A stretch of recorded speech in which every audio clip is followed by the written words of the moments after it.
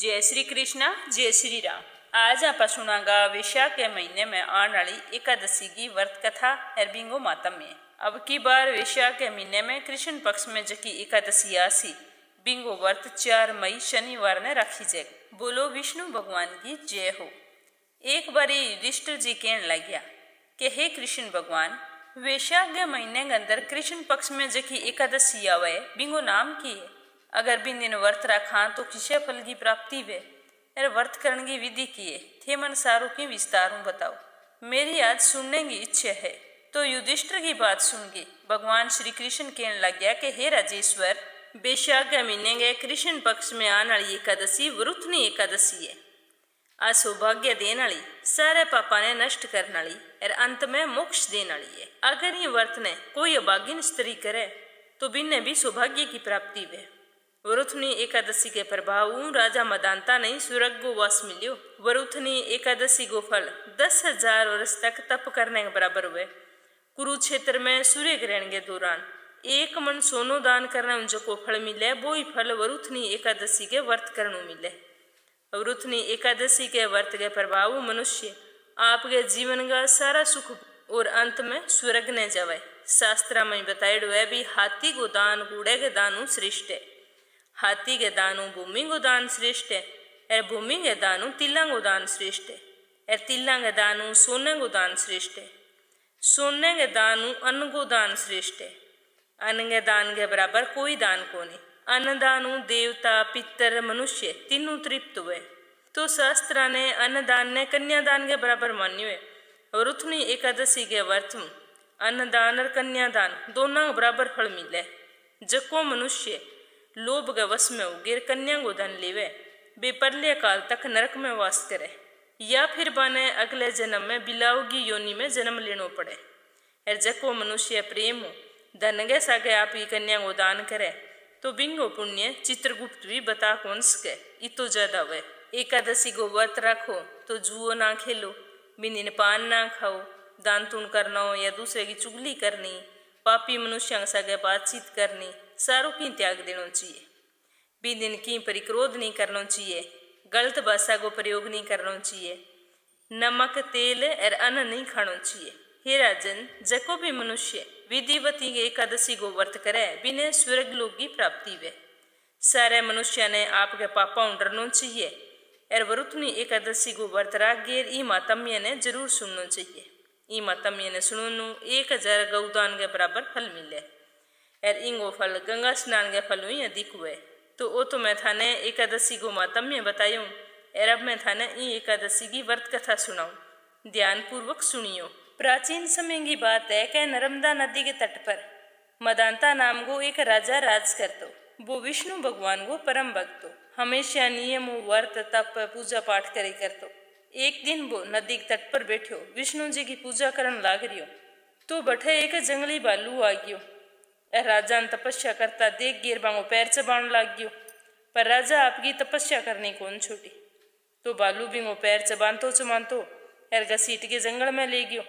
तो राजा देख गिर बहुत ही ज्यादा डर गयो, पर बन आपकी आंख कौन खोली और मन ही मन भगवान विष्णु ने याद करके कहो भी मेरे जीवन की रक्षा करो। तो बिंगी पुकार सुन गे विष्णु भगवान बट पर कट हो गया और भालू ने मार के राजा का प्राण बचाया। तो जब ताई भालू राजा को एक पैर पूरो खा लियो। तो राजा की जी तपस्या पूरी हुई तो आपकी आंख खोली तो सामने विष्णु भगवान खड़िया।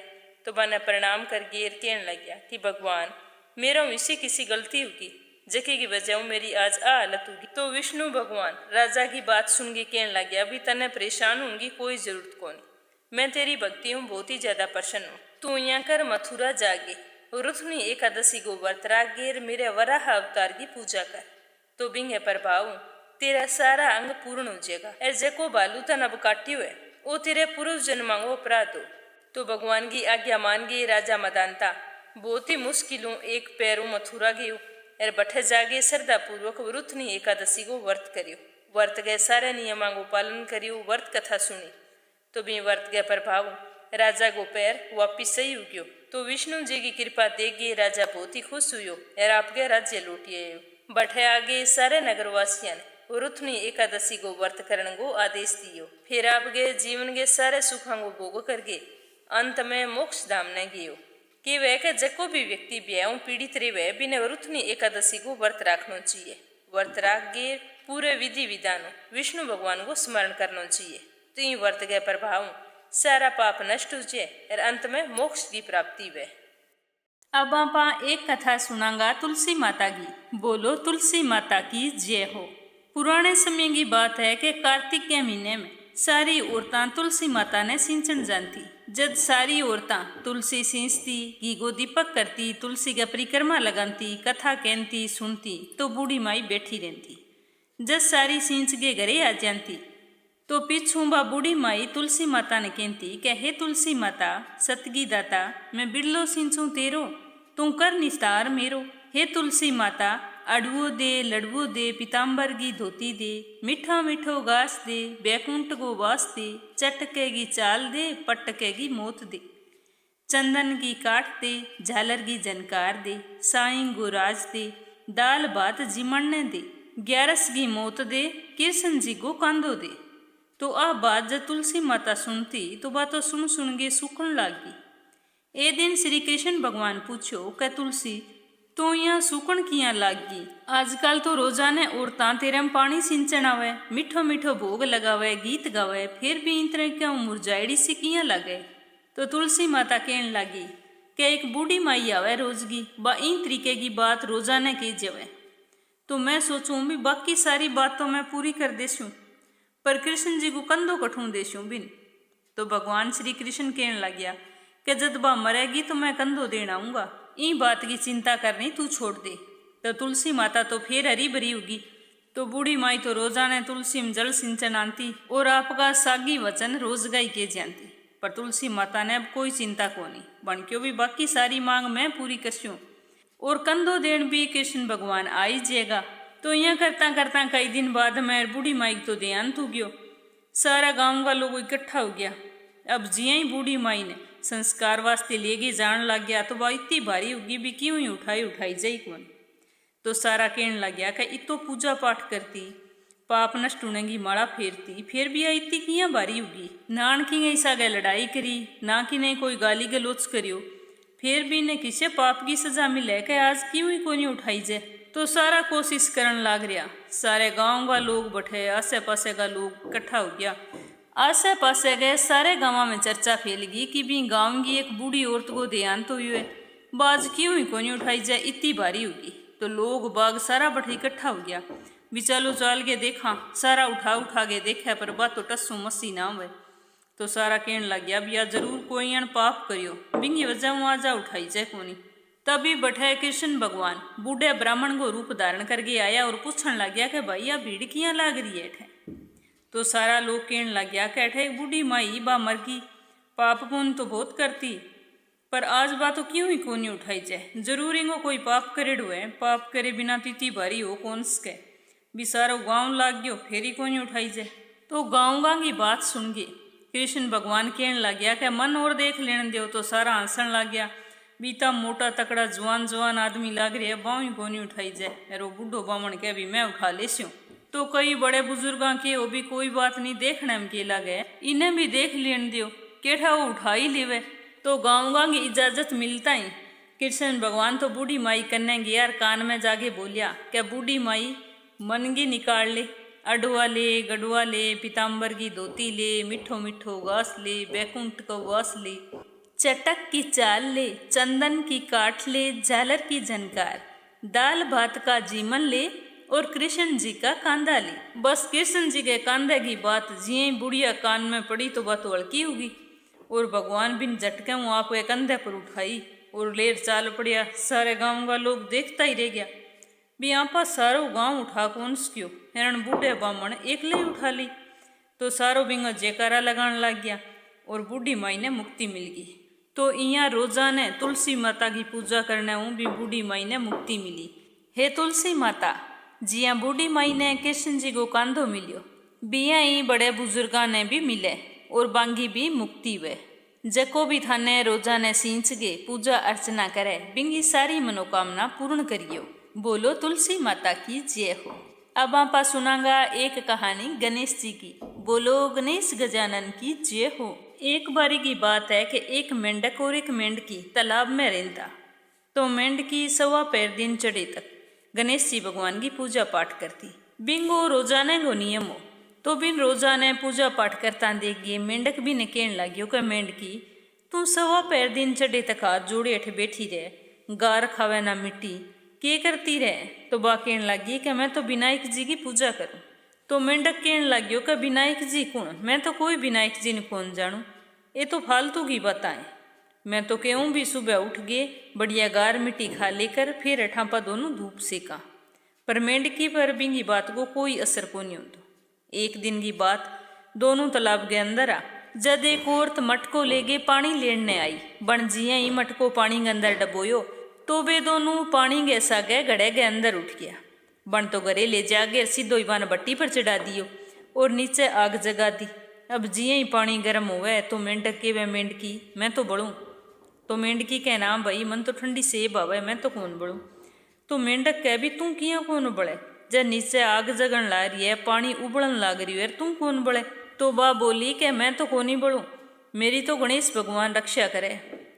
तो बण सोचो भी इनकी जान तो बच जाएगी और आज मैं मर जाऊंगा। तो वो मेंढकी ने कहने लगियो कि मेंढकी तेरो गणेश यो सच्ची कठई है तो आज भी न सिमर, जे आज मेरी जान बच जाए तो मैं भी तेरे सागे रोजाने गणेश जी की पूजा करे करशू। तो मेंढकी हाथ जोड़ के गणेश जी ने याद करके कहो भी हे गणेश भगवान आज मार दोनों की जान बचाओ। तो गणेश जी की कृपा हूँ दो सांड लड़ता लड़ता आया और आग गिरवांगी भट्टी के भिड़िया भिड़ता ही मटको गयो फूट और मेंढकी मेंढक दोनों बाहर निकल गए तालाब में उठ गया।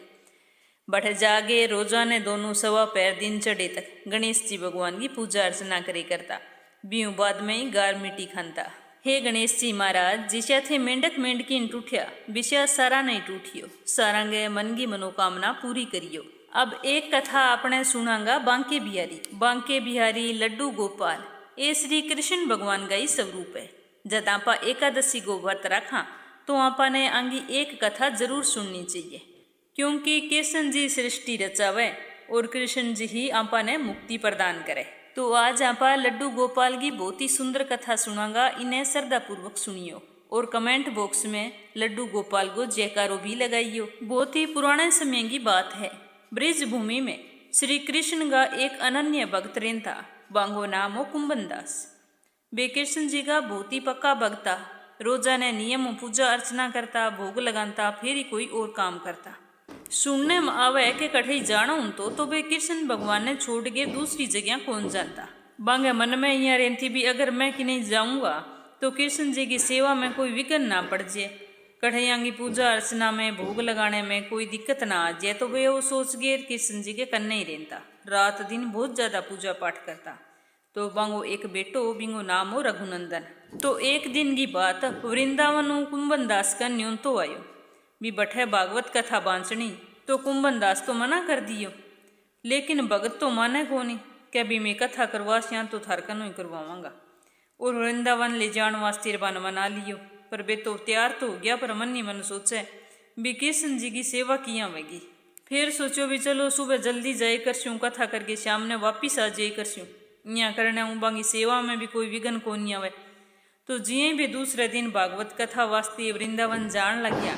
तो बाप के बेटे रघुनंदन ने बुलायो और क्यों भी बेटा भोग तो तैयार में कर दियो। अरते हैं कृष्ण जी की पूजा करके पूरे श्रद्धा भाव भोग लगा दे, बस समय आगे लारे ना करी। तो कुंभन दास यहाँ आपके बेटे ने सारो समझा गे और खुद भागवत कथा खातर वृंदावन उठ गया। तो रघुनंदन तो समय उनता ही जी अभी के पिताजी बतायो थाली में भोग सजा के ठाकुर जी के सामने ले जाके रख दियो और के आओ ठाकुर जी भोग लगाओ। अब रघुनंदन तो छोटो बच्चो बिंग मन में विचारियां हो भी कृष्ण जी आवेगा और आगे आपके आता हूँ भोजन करेगा, लेकिन कृष्ण जी तो कौन ही आया। रघुनंदन बार बार आवाजा लगावे मनुआर करे बीथे भोजन कर लियो, मेरे पिताजी आएडा के केवेगा, पर कृष्ण भगवान तो कौन ही आया। वो देख गए रघुनंदन तो उदास हो गयो और वो जोर जोर रोन लाग गयो। रोन तो कि वह भी ठाकुर जी आओ थे भोग लगाओ, अगर थे भोग कौन लगायो तो आज मैं भी भोजन कौन करूं। तो कृष्ण भगवान सोचो भी अब तो जानो पड़ेगो। तो वहाँ एक छोटे से बालक को रूप धारण करियो, मूर्तियों बाहर निकलिया और आगे भोजन करने लग गया। जन कृष्ण भगवान ने आपके हाथों भोजन करता देखा तो रघुनंदन बहुत ही ज्यादा खुश हुए। शाम ने जब भागवत कथा करवा गए कुंभनदास वापिस घरे आयो तो आपके बेटा ने पूछो भी बेटा ठाकुर जी ने भोग लगायो। तो रघुनंदन कहने लाग्यो कि हाँ पिताजी लगा दियो। तो बिंग पिताजी बोलियो कि बेटा भोग लगा दियो तो मन भी प्रसाद दे। तो वो कहने लाग्यो कि ठाकुर जी तो और सारो ही भोजन कर लियो। तो कुंभनदास सोचो भी चलो कोई बात को नहीं, वो बच्चों है इन भूख लागेड़ी इन खा लियो है बने कोई खास ज्यादा ध्यान को नहीं दियो। अब तो रोजाना कुंभनदास तो सुबह उठ जाता वृंदावन, श्याम ने आता और पूछता तो बिंग तो रोजाना एक ही जवाब हूं तो क्या कृष्ण जी तो भोग सारो ही जीम लिया कि भी कौन छोटियो। तो रोज रोज एक ही बात सुन गे कुंभनदास सोचने लाग्यो भी एक दो दिन की तो चलो कोई बात कौन, पर मेरो बेटो झूठो बोलने लाग गयो तो आप बात तो बहुत ही गलत है। तो दूसरे दिन वो आपके बेटा ने के गिर आ गयो भी मैं तो बेटा जान लाग रही हूँ, लड्डू बना के थाली में रख दिया और तुम भोग लगा दी। तो रघुनंदन कियो भी ठीक है पिताजी लगा दूंगा। तो कुंभनदास 12 की नहीं कौन गयो, घर में ही किवाड़ के पीछे छुप गए बैठ गयो। अब देखने लाग्यो भी जिये ही भोग लगाने को टाइम हुयो, रघुनंदन तो थाली ले गए आयो और वो हमेशा जिया मनुवार करतो, जिया ही मनुवार करी और कहने लाग्यो भी आओ कृष्ण भगवान भोग लगाओ। तो रघुनंदन की आवाज सुनता ही कृष्ण भगवान तो मूर्ति में एक छोटे से बालक को रूप धारण करके बाहर निकलिया और लड्डू खाने लग गया।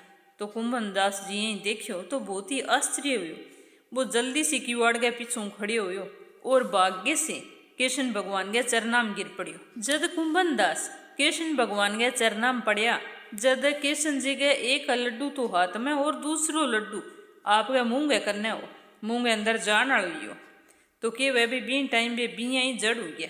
और इन घटनाओं बाद में ही कृष्ण जी के ही बाल रूप की पूजा करने लग गया और इन बाल रूप ने ही लड्डू गोपाल को नाम दियो। जको भी आदमी पूरे श्रद्धा भाव मन में आस्था विश्वास लेके लड्डू गोपाल की पूजा करे है तो बिंगी मनोकामना जरूर पूरी हुए। अब आपा सुनांगा लपसी और तपसी की कथा। आ कथा हर व्रत कथा के बाद में आपा ने जरूर सुननी चाहिए। अगर आपा व्रत रखा व्रत कथा सुन गे और लपसी तपसी की कथा ना सुना तो आपा ने भी व्रत को कोई पुण्य फल कौन मिले कि वह के बिंगो फल लपसी न मिले। एक लपसी एक तपसी नाम का 2 भाईया, वे हमेशा ही सागे सागे ही रेमता। तपसी हमेशा भगवान की तपस्या करतो और लपसी को काम हो कर रोजाना 1.25 सेर की लापसी बना गे और भगवान ने भोग लगा गे और जीम लें तो बिन कोई पूजा पाठ हूँ क धर्म कर्म हूँ बिन कोई मतलब को नहीं हो। एक दिन कोई बात न ले गए दोनों भैया में लड़ाई होगी तो दोनों लड़ता लड़ता कहने लग गया कि मैं बड़ो हूँ, वो कह मैं बड़ो हूँ। तपसी कह भी मैं रोजाना भगवान की तपस्या करूँ तो मैं ही बड़ो हूँ। लपसी कह भी मैं रोजाना 1.25 सेर की लापसी बनाऊँ और बिंगो भोग पहला भगवान ने लगाऊँ तो ई वास्ते मैं बढ़ूँ। तो बिन टाइम ही बैठूँ नारद जी जान लाग रहा तो बानैया लड़ता देख गेर बांखन आगे पूछो भी थे दोनों लड़ाई क्यों करन लाग रहे हो। तो तपसी की भी मैं बढ़ूँ, लपसी के भी मैं बढ़ूँ, अब थे ही बताओ ही मार दो ना मुकुन बढ़ो है। तो नारद जी सोचन लग गया और फिर के हो के मैं थाने अब तो की कौन बता सकूँ भी थार दोना मुँह कौन बढ़ो है। कल आऊँगा और फिर थाने जरूर बताशूँ भी थार दोना मुँह कौन बढ़ो है। अब दूसरे दिन लपसी तपसी ना दोगी आपकी रोज की जकी भगती बा करने लग गया। लपसी तो लापसी बनाने लग गया और तपसी तपस्या करने लग गया। तो नारद जी आया और छुप के खड़ गया। खड़ गए 1.25 करोड़ की एक अंगूठी बा दोना आगे रख दी और बा दोना ने ध्यान कौन लगन दियो। तो तपसी तो पूजा करते करते धीरे सी आंख खोली जन सामने अंगूठी पड़ी दिखी तो बनता अंगूठी चक्की राप गए पैर नीच दबा ली और लपसी को ध्यान तो अंगूठी का नहीं गियो पर बण कौन ध्यान करियो बण तो आप ये बस लापसी बनाई और भगवान ने भोग लगाई और लापसी खाने वास्ते बैठ गया। तो नारद जी बंगसा में आ गया। आंता ही दोना पूछो भी बताओ नारद जी मार दोना मुँह बड़ो कौन है, कल थे के गया भी मैं कल आ गए थाने बता देशो भी मार दोना मुँह बड़ो कौन है। दोनों बेसब्रियों इंतजार करे भी नारद जी किन बड़ो बतासी। तो नारद जी तपसी का नहीं देख गेर कहने लग गया कि तुम इतनी तपस्या करे बिंगे बाद भी तेरी चोरी करने की आदत कौन गई। भले ही लपसी पूजा पाठ ना करे पर बिंगो जको नियम है लापसी बना के भगवान ने भोग लगानो तो वह बहुत ही मोटी बात है भी आपके नियम को पालन करना। इंगे आगे भी अंगूठी पर अंगूठी का नहीं कोई ध्यान कौन करियो और तेरी नजर जिये अंगूठी पर पड़ी तो तै बाजगे सी अंगूठी दबाने की कोशिश करी तो ई वास्ते तो लपसी बड़ो है। पूजा पाठ करे हूँ आदमी ज्यादा मोटो या मान कौन बने। बिंगा जक्का भी कोई एक दो नियम हुए बंगो अगर श्रद्धा पालन करतो रिवे और भगवान को नाम लेतो रिवे, चाहे भगवान के नाम भोग लगाओ या कोई और दान पुण्य को काम है जको करो, पर करो नियम तो वो ही आदमी बड़ो उसी। तो आज थारे दोनों मुँह लपसी बड़ो है। तो नारद जी की बात सुन गे और तब सिंह तो बहुत ही ज्यादा शर्मिंदगी महसूस हुई। जब वो हाथ जोड़ के नारद जी कहने लगे कि मैं तपस्या तो सारी उम्र करी हूँ, पर आ गलती तो मेरा होगी, मेरी गलती माफ करो। और अब मन बताओ भी मेरी तपस्या को फल मन किया मिलेगो। मैं आइंदे बाद कदी चोरी कौन करूं, चोरी की कदी मन में ही कौन लियाऊं। तो तब से निया तपस्या करता देख गए नारद जी कहने लग गया कि अगर कोई ब्राह्मण ने भोजन करवागे दक्षिणा ना देसी तो वो पुण्य तन मिलसी। अगर कोई सुबह रोटी बनागे और रोटियों ना बनासी तो वो पुण्य भी तन मिलसी। अगर घरे सारा ने रोटी जिमावे और गा कुत्ते ने रोटी ना देवे तो बिंगो पुण्य फल भी तन मिलेगो। अगर कोई बहन है सुवासनी है बिना पतिवल देगे तागो ना देवांगा तो वो भी पुण्य तन मिलेगो। और अगर कोई दीपक जलासी तो बिंगो फल भी तन मिलसी। आंगन लीप गे और चौकियों ना लीपसी तो बिंगो पुण्य भी तन मिलसी। और थेपड़ी थाप गे थपेड़ियों ना थापे तो बिंगो पुण्य भी तन मिलेगो। और अगर कोई व्रत राख गे और सारी कहानियां सुन ले और थारी लपसी तपसी की कहानी कोई ना सुनेगो तो बिंगो पुण्य फल भी तन ही मिलेगो। के वह के 20 दिन हुई हर व्रत कथा के बाद में लपसी तपसी की कहानी सुनी जावे। तो आई लपसी तपसी की कथा आपा ने हर एक व्रत के अंदर जरूर सुननी चाहिए।